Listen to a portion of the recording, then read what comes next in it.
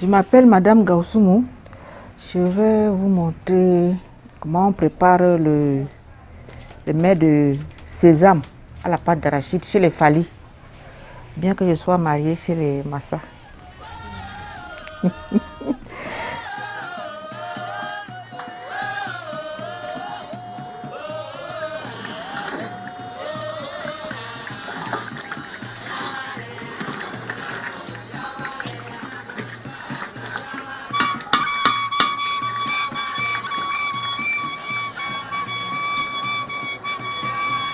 La quantité de piment, non?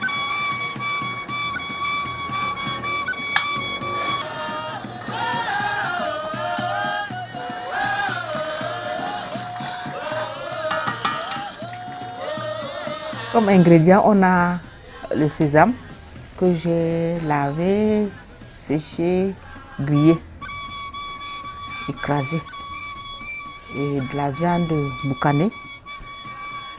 Vous pouvez le faire vous-même ou bien vous achetez au marché. Moi, je l'ai fait moi-même. Et le sel gemme et du sel. Donc, après avoir bouilli ma viande, je le sépare de l'eau. Je le remets au feu, je mets le sésame. Lorsque je mets le sésame dans la sauce, dans la viande, dans l'eau qui bout au feu, je dois le remuer pour qu'il ne fasse pas de grumeaux. Le laisser cuire à point. Puis je rajoute un peu de sel gemme dedans pour qu'il cuise bien.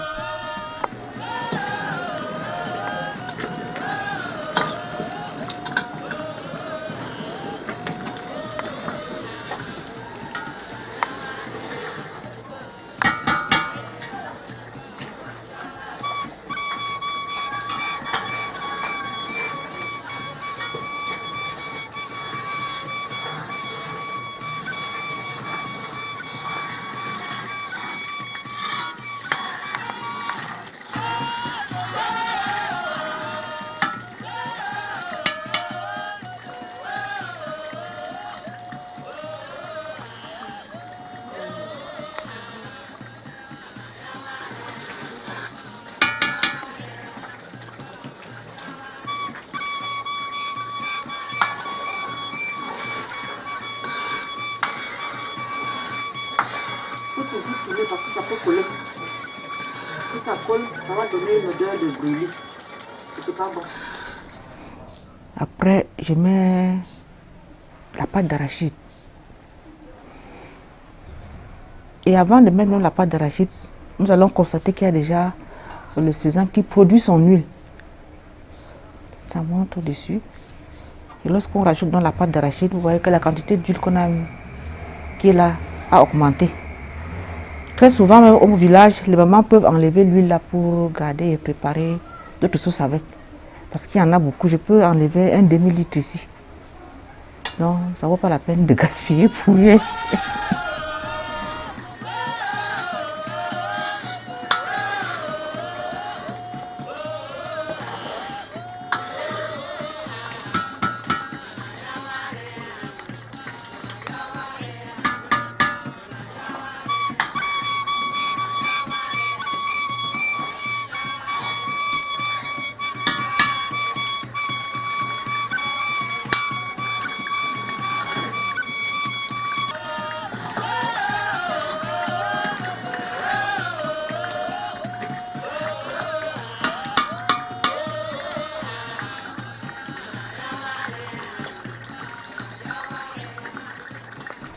C'est comme ça qu'on prépare cette sauce-là. À quel moment est-ce qu'on met la viande? On met la viande lorsque le sésame est déjà cuit et qu'on veut mettre la pâte d'arachide. Vous pouvez mettre avant ou après, mais il faut que le sésame soit cuit.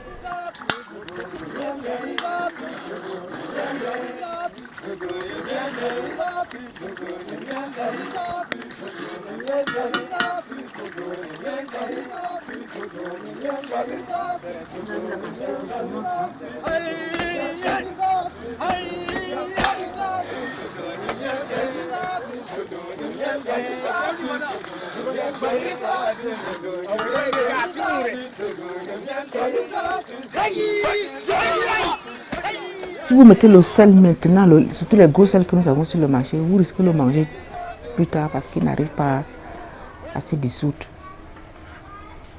Lorsque vous cuisez la viande, c'est là où vous mettez le sel. Après avoir mis le sésame dans l'eau bouillante, qui bouge, je le remue bien. Quand il est cuit, lorsqu'on voit déjà l'huile qui monte, ça veut dire qu'il est cuit, on met le sel gemme. Après le sel gemme, on peut mettre soit la pâte d'arachide avant, ou bien on met la viande, que ça cuise un peu, parce que lorsqu'on met la viande après, la viande ne s'imprègne pas de la sauce. Parce que le goût de la sauce entre dans la viande. Voilà. Donc, je le mets avant, puis je mets la pâte d'arachide. Puis, lorsque l'huile alors vient à profusion, et que ça commence à coller, vous voyez, au fond de la marmite, ça commençait déjà à coller. C'est un mets fallu parce que nous cultivons beaucoup le sésame. Toutes les femmes, quand elles font leur champ, ont toujours une parcelle où elles mettent le sésame. Donc, le sésame, c'est dans notre alimentation, comme les arachides. Et ce repas, en général, c'est un repas qu'on offre souvent à son mari, quoi. Son beau-père, la belle-mère. C'est pour être à la page, pour qu'on dise que la fille s'y me garde bien. Et puis dans certaines cérémonies, dans toutes les cérémonies même d'ailleurs, ce mets revient toujours. Ce mets revient. Et il faut noter qu'il y a plusieurs variétés de sésame. Il y a le sésame jaune, le sésame rouge, le sésame noir. Le mets de sésame s'accompagne avec le couscous de mil rouge, normalement, chez nous les Fali. Mais comme nous sommes maintenant en ville, je voulais même vous faire ça. Malheureusement, les enfants, quand j'ai dit mettez-moi l'eau au feu, ils ont tourné leur couscous. Quand ils sont arrivés, ils trouvaient que c'était déjà prêt. J'ai dit bon, c'est pas grave, la prochaine fois.